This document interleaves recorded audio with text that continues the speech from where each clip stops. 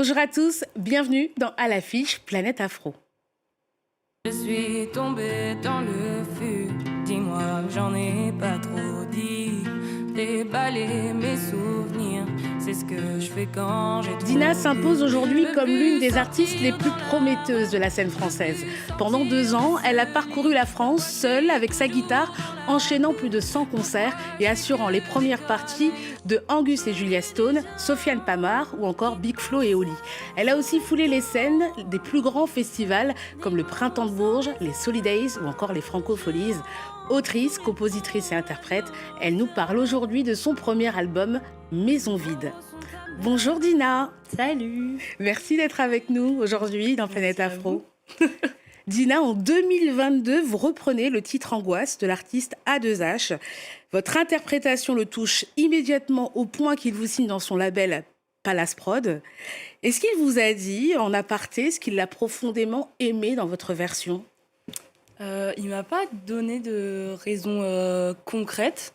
Je crois qu'il a bien aimé déjà le fait que je me le réapproprie. C'est vrai que souvent quand on fait des reprises, c'est rare que les gens vraiment s'amusent à complètement déformer le morceau. Du coup, je pense qu'il a kiffé ça et le fait de me voir en guitare-voix, il a eu ce truc-là de cette petite image de la petite fille avec sa guitare-voix qui reprend des sons d'un rappeur et je pense que ça lui a plu, ouais. Donc votre version très authentique. Le 13 mars dernier, vous avez dévoilé votre premier album Maison vide, un album né d'une rupture amoureuse, ce qui a nourri plusieurs de vos chansons. Ouais. Est-ce que cet album a été une forme de thérapie pour vous ? Ouais, carrément. Déjà, en l'écrivant, moi, je sais que la musique, en général, c'est quelque chose qui me fait vraiment beaucoup de bien. C'est pour ça que j'en fais. Et je le vois un peu comme un exutoire. C'est une manière de pouvoir parler des choses qui sont parfois trop difficiles.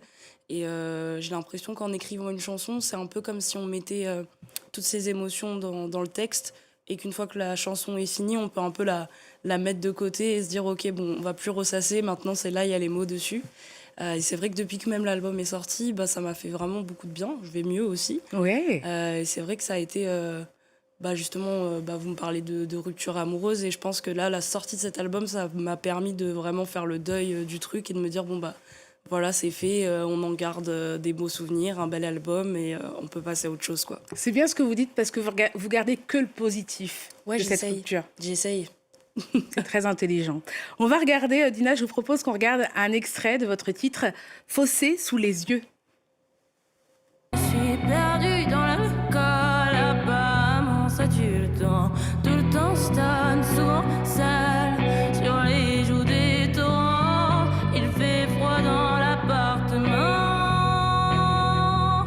C'est fou comme la lumière me ment. Fossé sous les yeux, c'est une chanson qui est émotionnellement chargée.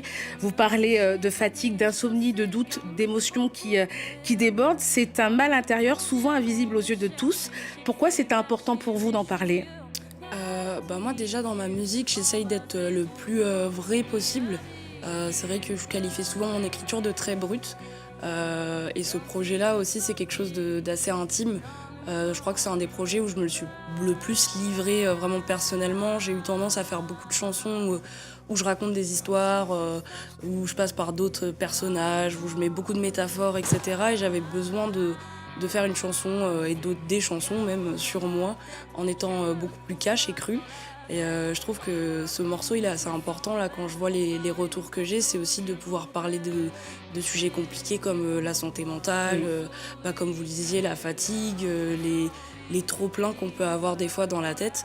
Et je pense que c'est important d'avoir des musiques comme ça auxquelles on peut s'identifier et se reconnaître dans chaque parole, quoi. Vous parlez de personnages que vous mettez en avant.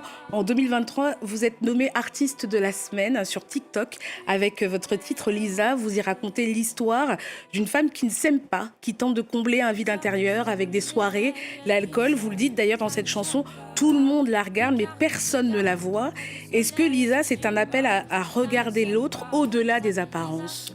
Ouais, il y a de ça, et je trouve qu'encore plus dans notre époque avec les réseaux, je trouve que c'est marrant que ce soit un morceau finalement qui finisse sur TikTok parce qu'il y a tellement de femmes qui sont si solaires, si souriantes, si toutes belles à faire des petits playbacks TikTok et tout le monde se dit ouais, incroyable, je veux sa vie.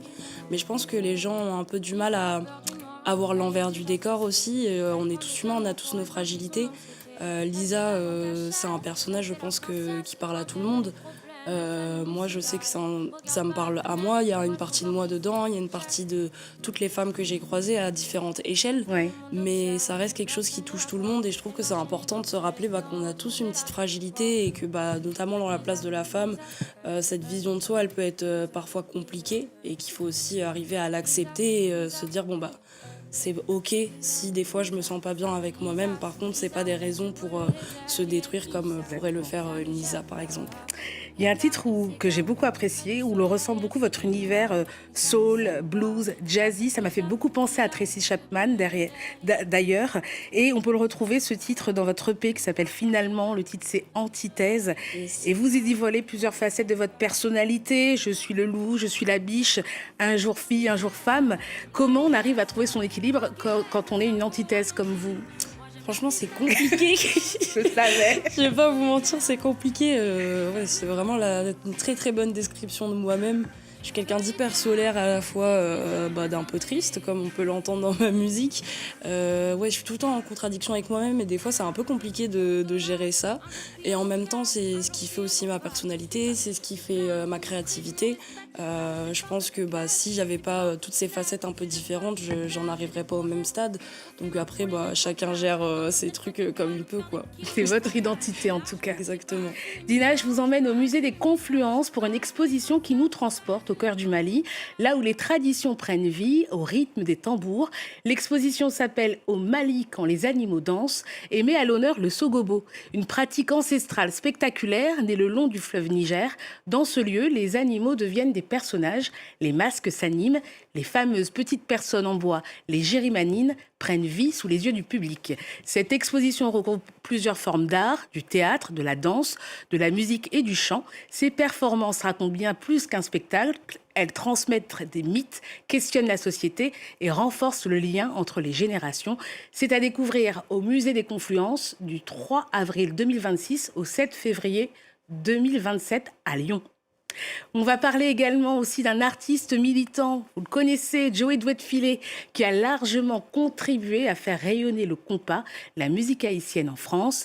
Il a annoncé la plus grande date de concert de sa carrière, ce sera le 5 décembre 2026 à Paris, la Défense Arena.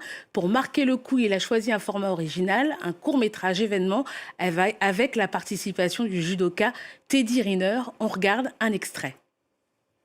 Eh mec, ça fait combien de temps qu'on attendait Les tournées, les dates, c'est quand? On attend. Je t'ai montré le rooftop. Je suis pas trop dans ce délire en ce moment. C'est fantastique. Attends. Projette-toi. Imagine. Là, tout de suite. Si tu devais donner une date, ça serait laquelle? Une date, tu dis? Je sais pas. 5 minutes de retard. Plus de 5 projets d'habitat de moins 5%. Ouais, le 5. Ouais, le 5 décembre. Où? Il nous faut un lieu. Attends, laisse-moi 2 petites secondes, Teddy. 2 petites secondes. Excusez-moi, vous pouvez allumer la lumière, s'il vous plaît?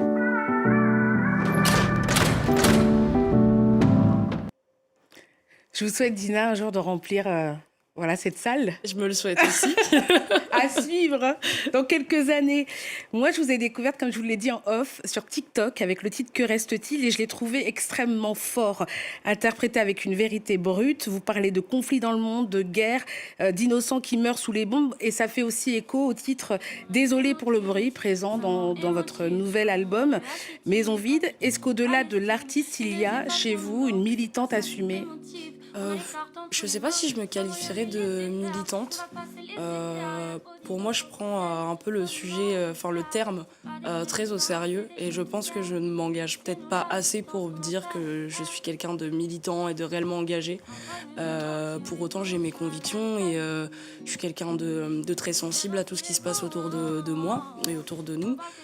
Donc c'est vrai que dans ma musique, comme je parle essentiellement de ma vision du monde et de ma vision des choses, ça me paraissait aussi logique d'aborder ces thématiques-là qui sont des choses qui aussi me pèsent. Maintenant, j'estime pas avoir cette responsabilité, Okay. entre guillemets, de faire de la musique engagée. Okay. C'est vraiment une envie.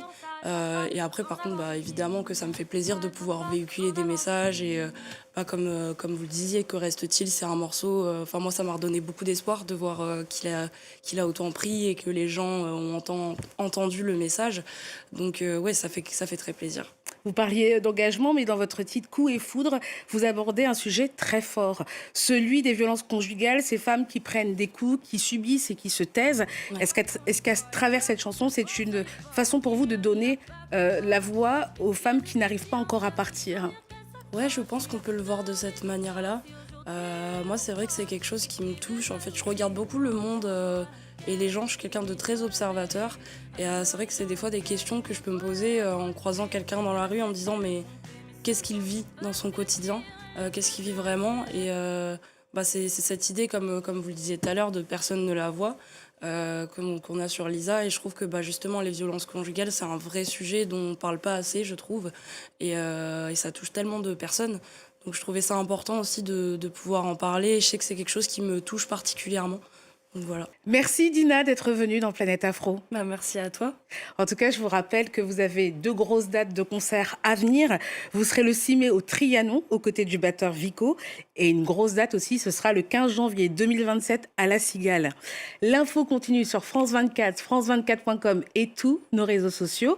Dina, vous êtes avec votre instrument de prédilection, c'est la guitare. Et vous allez partager un titre avec nous, Peine de cœur. On vous écoute ? C'est parti. Les samedis soirs, j'essaye de l'oublier. Je vais rentrer tard, danser jusqu'à tomber, parler à des garçons qui n'ont rien à raconter, me consoler en boisson et finir à mocher sur un coin de trottoir, allumer des cigarettes, regarder les gens qui passent, c'est comme des courants d'air. Le cœur en passoire, moi j'ai les yeux qui pétillent. Quand les amoureux s'embrassent, je rentre dans ma coquille. Peine de cœur, je sais plus comment être seule. Quelques pleurs, je les quittais. Maintenant j'ai le seum, je peux pas l'effacer. Peine de cœur, je sais plus comment être seule. Quelques pleurs, je les quittais. Maintenant j'ai le seum, je peux pas l'effacer.